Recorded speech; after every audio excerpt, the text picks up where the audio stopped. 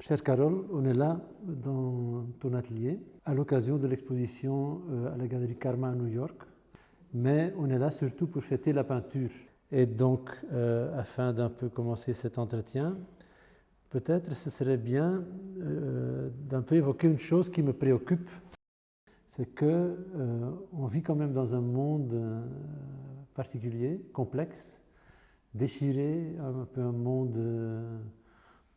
qui vit des transformations énormes, et on est là devant des peintures qui nous guident à quelque part, et ça c'est pour moi une chose qui me donne toujours un peu de confort et de joie, que dans ce monde que je viens d'évoquer, des artistes comme toi sont là. Parce que quand on est dans ton univers, hein, si on peut le dire comme ça, cet univers qui consiste de beaucoup de choses, hein, de beaucoup de sujets, si on devrait parler de sujets, de beaucoup d'attitudes, de beaucoup d'idées, de beaucoup de doutes, de beaucoup d'aventures. Hein. Mais toutes ces choses-là que je viens d'évoquer sont à la fin toutes des démonstrations de l'importance de la peinture dans ce monde complexe et déchiré. Quand cette aventure, cette promenade, cette balade avec la peinture a-t-elle commencé? Je pense qu'elle a tout de suite existé. J'ai jamais vraiment fait le choix de peindre. Si je me rappelle des souvenirs heureux de mon enfance, c'était les souvenirs quand j'étais occupée à dessiner. Et ce n'était pas simplement le fait de dessiner, c'était aussi tout ce qu'il y avait autour. J'ai énormément de souvenirs au niveau de l'odorat par rapport aux différents matériaux que j'utilisais. Tout le toucher aussi par rapport au toucher des pinceaux, du revêtement de la table. Donc, ce sont des souvenirs très précis et ce sont peut-être les souvenirs les plus heureux de mon enfance. J'étais quelqu'un qui était très solitaire, j'aimais beaucoup me promener dans la forêt et c'était de nouveau une activité très solitaire. Et je pense que c'est ça un peu qui m'a protégée du monde, dans un environnement familial assez dysfonctionnel. Et c'était dans cette bulle que je me suis créée que j'ai pu moi-même évoluer. Et c'est au fur et à mesure des années où j'ai, par le biais du dessin et de la peinture, que je me suis ouverte vers la société, vers les nouvelles rencontres avec les gens. Donc pour moi, ça a toujours été un bouclier, la peinture, mais aussi une clé pour découvrir des nouvelles situations et des nouvelles rencontres. J'ai l'impression que sans la peinture, c'est impossible pour moi de vivre, en fait, ou de participer à ce monde, dans ce monde. Et est-ce que c'est aussi possible de vivre dans ce monde sans l'histoire de l'art? Non, parce que pour moi, ça fait partie de ma peinture. Au départ, c'était un plaisir vraiment primaire, c'était un besoin tout à fait ordinaire de dessiner, comme beaucoup d'enfants. Et vers l'âge de 6 ans, quand on apprend la lecture et l'écriture, souvent un enfant s'éloigne des pratiques du dessin. Et moi, c'est à ce moment-là où l'activité a augmenté, parce que moi-même, j'ai un rapport assez compliqué avec le langage, avec les mots. C'est quelque chose pour moi de pas évident. Et donc, par la peinture, par le dessin, j'ai pu me connecter évidemment directement à l'histoire de l'art, parce que c'était aussi des moments très intenses quand j'ai découvert les premières peintures qui m'ont plu. Donc c'était un plaisir énorme, et ça, j'avais plus ou moins 14-15 ans. Et tu te souviens bien alors Oui, de quelle peinture c'était? Oui, je me souviens très bien. C'était lors d'un voyage à Londres, un voyage scolaire. On avait été voir une peinture, un musée, et il y avait une peinture de Renoir. Et ça, c'était pour moi le premier grand choc au niveau de la peinture. Et puis très vite, je me suis intéressée énormément à toute l'histoire du Quattrocento et de la Renaissance en Italie.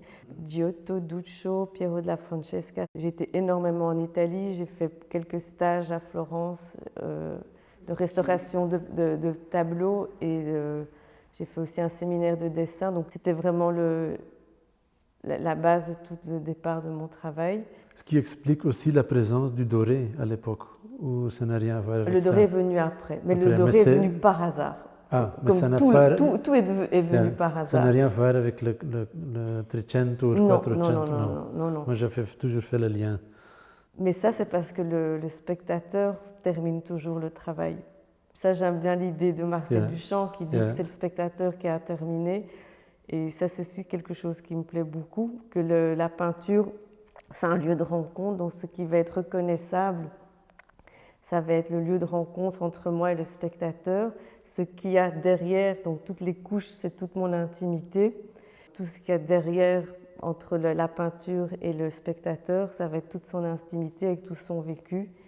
Et là, pour moi, j'aime bien cette idée que c'est un lieu de rencontre. En revenant à Renoir, parce que c'est un nom qu'on mentionne à peine. Oui, on dans le n'ose monde pas en de l'art, parler de Renoir. Oui. C'est un peu un artiste qui a été mis de côté, Oui. je ne sais pas pour quelle raison. Qu'est-ce que c'était qui t'a tellement attiré dans cette peinture ou dans le travail de Renoir à l'époque? Je pense qu'il y avait toute une sensualité dans l'application de la peinture et au niveau des mélanges des couleurs. Ce n'était pas vraiment le sujet, et je sais que c'est une peinture qui peut être un peu interprétée très sucrée, très jolie, mais c'était une émotion qui a été forte, et c'est ça, je pense, que la beauté de la peinture, c'est qu'on reste baba devant une peinture, on est sans mots, on ne sait pas pourquoi, mais ça nous touche, ça nous atteint, et puis ça... Parce que les deux éléments que tu viens de mentionner au niveau de cette peinture de Renoir, ce sont aussi des aspects qui sont très présents dans ton travail. Peut-être, je ne sais pas, ça, moi je ne m'en rends pas compte. La couleur et l'application de la couleur, comment les deux choses se touchent entre parenthèses. Est-ce que Renoir reste présent dans la tête? Il est toujours là, parce que ça a été un des premiers amours de jeunesse, comme on dit, mais je suis toujours heureuse de le retrouver, mais j'ai plus cette même fascination que j'avais au départ, ça c'est clair. Mais il y a quand même un rapport très particulier. Comme tu as un rapport particulier aussi avec des sculptures de l'Inde ou des tapisseries médiévales ou des petits objets ou des travaux des autres artistes.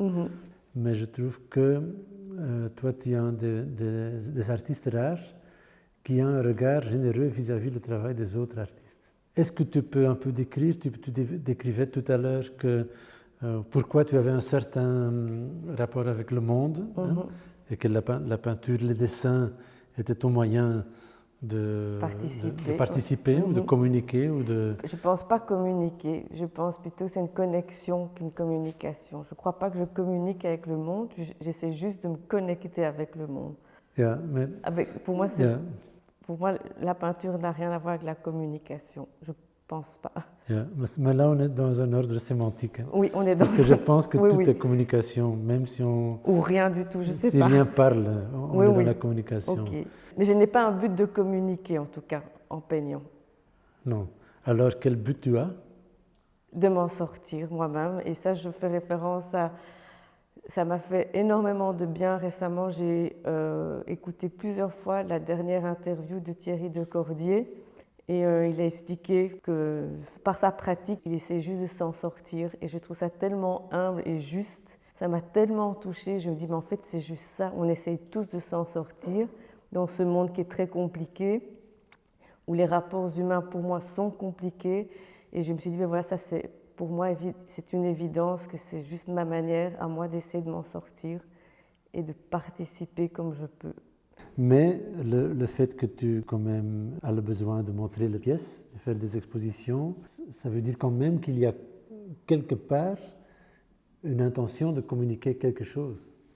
Mais ce que tu disais, ça, je t'ai parlé récemment de Leclésio. Je viens de relire une partie de son travail, et lui, par rapport à ce problème de comment on regarde le monde, il dit bien autant il y a une grande liberté au niveau de la communication, les gens, on est quand même d'une manière plus libre de communiquer, mais cette communication est devenue très monotone et vraiment ennuyante, et lui, il pense que c'est principalement à cause de cette image qui est devenue trop accessible et trop facile d'accès, donc tout est devenu anodin par rapport à cette image qui se retrouve partout. Et je pense que c'est aussi une grande confusion qu'il y a entre la peinture et l'image. La peinture, à mon sens, en tout cas la peinture qui m'intéresse, c'est quand même la peinture qui est reliée à l'esprit, tandis que l'image est quand même reliée à l'œil. Et l'image a plus à voir avec la communication, avec le langage. Et on est submergée de cette communication et de ce langage. Donc je pense que ça complique énormément le rapport qu'on pourrait avoir avec la peinture à l'heure actuelle. Mais aussi, le regard est important, évidemment, parce que chaque peau de la peinture est comme un paysage à scanner, à découvrir avec l'œil, avec le regard. Je pense que ça se vit plus. Évidemment, le regard, c'est par le regard qu'on va le vivre, mais je pense qu'une peinture se vit vraiment d'une manière intérieure très très forte. Et il y a quand même un rapport plus métaphysique, enfin j'espère en tout cas par rapport à la peinture. Tout à l'heure, tu mentionnais la notion des doutes. Je pense que les doutes est une des matières importantes dans la peinture. Oui. Les doutes comme l'idée de l'accident ou l'imprévu ou l'aléatoire. Comment est-ce qu'on peut s'imaginer le processus de la naissance d'un tableau de Carol van der Linden? Ben ça, si je savais y répondre, ça serait magnifique. Le mot processus me fait toujours un peu crisper parce que je n'arrive pas à mettre des mots très clairs et je n'ai pas une recette. J'essaye de me mettre vraiment plutôt dans un état d'esprit. Quand j'arrive à l'atelier, je ne sais jamais ce que je vais faire. Donc je ne sais pas si je vais peindre, si je vais dessiner, si je vais écouter de la musique, si je vais juste contempler. J'accepte ce moment un peu de flottement et j'attends de voir dans quel état d'esprit je suis pour pouvoir me mettre au travail ou à la peinture ou à autre chose. Et je sais que c'est qu'en faisant que les solutions vont arriver. Donc il y a un certain moment aussi où je me mets dans un certain automatisme où je vais commencer à peindre. Alors peindre quoi, comment, je ne sais pas. C'est juste le rapport à la matière et à la couleur. Donc c'est juste des recouvrements de surface. Et puis je vais toujours me provoquer, surtout dans l'élaboration au départ de la peinture, je vais toujours essayer de trouver des nouvelles astuces en tout cas. J'essaye de ne pas me répéter, parce que ça c'est vraiment pour moi l'ennui. Et quand tu sens que je me répète, oui, qu'est-ce qui se passe? Je recouvre. Yeah. Mais je ne dois pas exagérer non plus, parce que je sais qu'il y a quand même des choses qui reviennent toujours, il y a quand même une manière de peindre qui revient, mais j'essaie toujours de trouver des solutions différentes. Ou certains motifs. Il y a certains motifs, mais c'est comme si c'était un peu ma nourriture de base, mais j'essaie chaque fois de faire une recette différente. Je trouve quand même il y a comme un paradoxe. On est rempli de paradoxes. Oh, heureusement, on est plein. Hein? Plein de paradoxes. Et on ne l'accepte pas assez. Et ça, c'est aussi quelque chose par rapport à notre éducation et par rapport à notre culture. On veut essayer que tout soit bien rangé, tout soit rassuré. Yeah. Et alors qu'on n'est pas du tout comme ça, j'ai l'impression. Mais le paradoxe dont moi je voulais parler, c'est que, et tu disais, le processus, c'est un mot compliqué pour moi parce que je ne peux pas vous expliquer comment le processus passe. Mais l'organisation de l'atelier, par contre, est très articulée, décisif, clair. Oui. Il y a un endroit de peinture, un endroit de dessin. Tout est quand même... pas mathématique, mais quand même il y a de l'ordre. Oui, mais ça rejoint aussi peut-être ce plaisir par rapport à l'enfance, que j'adorais recréer mon petit monde par rapport à l'organisation de mes objets, par rapport à l'utilisation de mon matériel. Je pense que ça m'apporte énormément aussi de sécurité et j'ai énormément de plaisir d'agencer les choses les unes par rapport aux autres et aussi bien de mélanger des objets de différentes origines, aussi bien de mélanger mes livres, ça me permet aussi d'organiser ma pensée. Comme ma pensée, je crois, est assez éclatée, est assez explosive, j'ai quand même besoin à un certain moment d'une certaine structure. Donc c'est comme si c'était un filet de secours que je me mets, qui va me permettre en tout cas de peindre après. Et de te perdre dans la peinture. Oui. Yeah. Je suis omnibulée par la peinture. Ça prend toute la place dans ma vie. C'est la place la plus importante, je pense. Mais aussi la littérature, aussi la musique. Oui. Parce qu'on est en train de travailler sur une monographie. Et là, du début, pour toi, c'était très important de ne pas avoir seulement des historiens d'art ou des commissaires d'art ou des critiques d'art, mais d'y inclure aussi des autres voix. Oui. Donc comment est-ce que ces autres champs culturels, disons, influencent la pratique de la peinture? Vers la fin de mon adolescence, j'ai commencé à énormément lire. C'est pas que je suis une grande littéraire, loin de là, mais c'était par la lecture que j'ai trouvé un maximum de réponses à toutes les questions existentielles que je me posais. Et encore aujourd'hui, je pense que c'est un des moyens qui m'apporte le plus de réponses. Et la peinture et la littérature, ça je fais un lien, c'est deux activités de solitaire et qui inspirent le silence et la lenteur. Donc c'est deux activités qui me conviennent énormément. Et par rapport à la musique, l'intérêt que j'ai eu pour la musique a été plus tardif et il n'émane pas de moi. Mais les personnes avec qui j'ai vécu, les amitiés proches, ont toujours été des personnes qui avaient un grand intérêt pour la musique. Et je me rends compte que au plus je m'intéresse à la musique, au plus c'est une nouvelle source d'inspiration, en tout cas pour ma peinture. Et là, je lis aussi que autant j'ai fait un parallélisme avec l'art et la littérature, je pense que la peinture et la musique, ça a à voir avec le rythme et tout le rapport physique. Mais on partage, nous deux, aussi avec des autres, heureusement, oui. Mais une fascination pour tout ce qui est musique improvisée, jazz, free jazz et tout ça. Et donc, la notion de l'improvisation, je serais intéressé à savoir comment est-ce que la notion de l'improvisation peut être liée à ta pratique de peinture. C'est que j'accepte tellement les différents états d'âme. Donc sur une journée, on passe tous par rapport à des états d'âme bien différents. Et ça, j'ai bien compris, je ne veux pas contrer. Ça n'a aucun sens. En tout cas, pour moi, ça ne marche pas. Et donc je pense que la notion du moment, l'acte présent est très important. Et c'est peut-être aussi pour ça que j'ai besoin de toute cette organisation pour pouvoir mettre en avant et en exergue ce moment qui va peut-être être décisif pour pouvoir terminer une peinture, et aussi accepter que je ne sais pas prévoir le temps avec lequel que je vais donner à une peinture. Il y a des peintures qui peuvent se faire très rapidement et des peintures qui peuvent prendre énormément de temps. Et donc je pense que tout ça a à voir avec l'improvisation. Et inévitablement, l'intuition est quand même quelque chose de très important. Et là, je pense à Wittgenstein. J'aime vraiment bien l'idée quand il parle de le moment où il écrit, où il pense vraiment avec sa plume, parce que sa tête ne sait pas ce que sa main va écrire. Et donc, ça veut dire qu'il laisse vraiment libre cours et il donne beaucoup plus d'importance à l'action même de faire qu'à la manière de réfléchir. Et donc, au moment où moi je peins, certainement, j'essaie vraiment de moins réfléchir et de plus accepter ce moment intuitif. Et peut-être aussi pour que exposé à New York, à Los Angeles, hein? Est-ce que ça t'influence? Est-ce que tu penses que cette expérience ou cette belle collaboration va... Je sais que tu vas dire, je ne sais pas, mais je vais quand même essayer. Est-ce que tu penses qu'il y aura des résidus dans les peintures à venir? Il y aura plus que des résidus, je pense, parce que c'est de nouveau des nouvelles rencontres, une nouvelle culture. Et c'est vrai que lors de l'accrochage de l'exposition à New York, j'ai vécu un moment assez drôle, mais assez profond. Et je me suis dit, l'approche est différente. Est-ce qu'elle est mieux, elle est moins bien? J'en sais rien. Mais à un certain moment, on avait...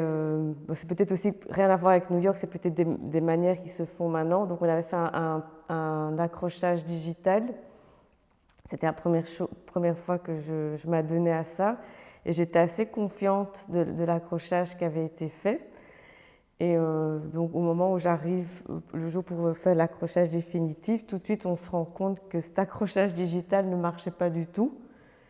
Et en fait, ça m'a quand même confortée. J'ai été très confrontée. Je me suis dit, mais je me suis fait prendre par mon propre piège. Moi qui suis contre les images, j'ai accepté de faire un accrochage digital. J'y ai cru, et une fois que je me retrouve dans l'espace, effectivement, ça ne marche pas. Pourquoi? Parce que la picturalité est tellement différente dans chaque peinture et qu'il y a un rapport physique à l'espace. C'était juste pas possible, mais c'était bien de l'avoir essayé. Et puis, on a eu une discussion de comment on allait solutionner cet accrochage.